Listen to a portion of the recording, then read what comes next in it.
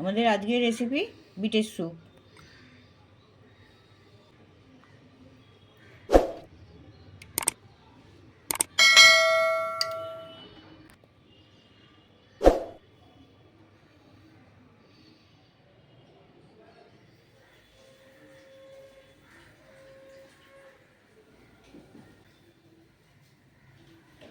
বিটের স্যুপ তৈরির জন্যে আমি একটা বড় বিট নিচ্ছি। বিটটাকে ভালো করে ধুয়ে পরিষ্কার করে নিয়েছি। এটা আমি প্রেসার কুকারে সেদ্ধ করে নেব। এর সাথে গোটা কত কড়াইশুঁটি খোসা শুদ্ধ সেদ্ধ করে নিচ্ছি। এটা 1 কাপ আন্দাজ জল দিয়ে দিচ্ছি। 3-4টে সিটি দিয়ে আমি এটা নামিয়ে নেব। প্রেসার কুকারের ঢাকনাটা খুলছি।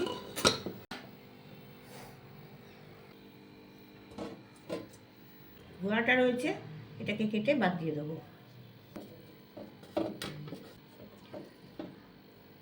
পেছন দিকে যে শিকড়টা রয়েছে সেটাও বাদ দিয়ে দেবো। এবার এটাকে মাঝখান থেকে অর্ধেক করে নিচ্ছি।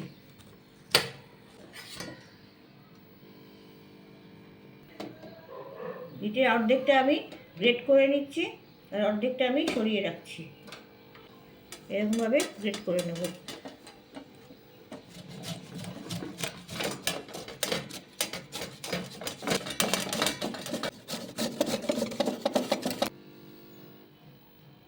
বাকি যে অর্ধেকটা সরিয়ে রেখেছিলাম সেটাকে আমি ছোট ছোট কুচি করে কেটে নেব।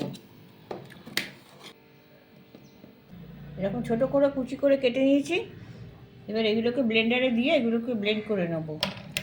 আর এর সাথে সবজি সেদ্ধর জল 2-3 হাতা দিয়ে দিচ্ছি।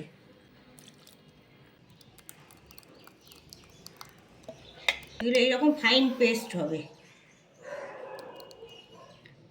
1/2 ইঞ্চি আদা আর গোটা কত ধনেপাতার ডাঁটি এগুলো আমি পেস্ট করে নিচ্ছি।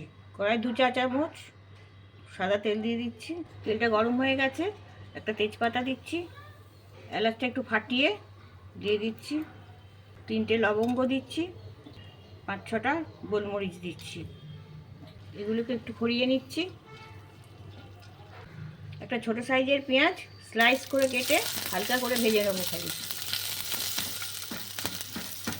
পেঁয়াজগুলো ভাজা হয়ে গেছে, এর থেকে বেশি লাল করব না, হালকা লাল হয়েছে। এবারে এই যে আদা ধনে পাতা যে পেস্টটা করেছিলাম সেটা দিয়ে দিচ্ছি।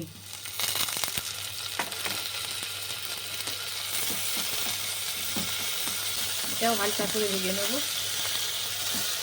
আদাটা ভাজা হয়ে গেছে। এবার যে বিটটা যেটারে গ্রেট করে রেখেছিলাম সেটা দিয়ে দিচ্ছি।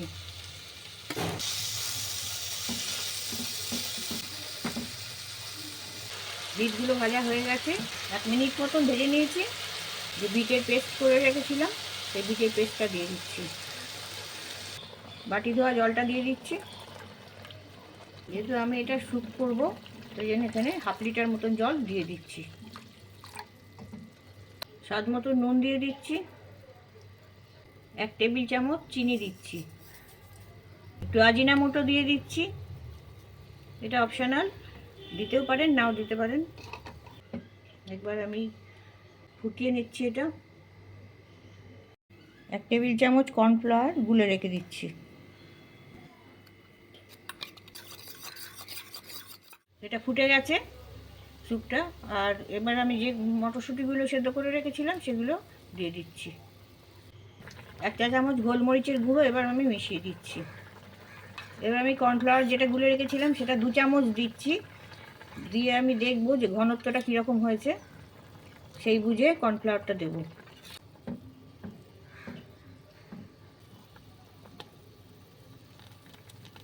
স্যুপটা এখনও খুব পাতলা রয়েছে।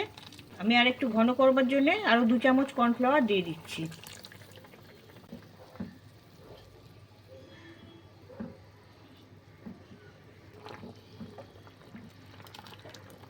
আমার স্যুপের ঘনত্বটা ঠিক এসছে। এই রকমভাবেই স্যুপটা রান্না করতে হবে। মাখনের একটা কিউব দিয়ে দিচ্ছি এতে।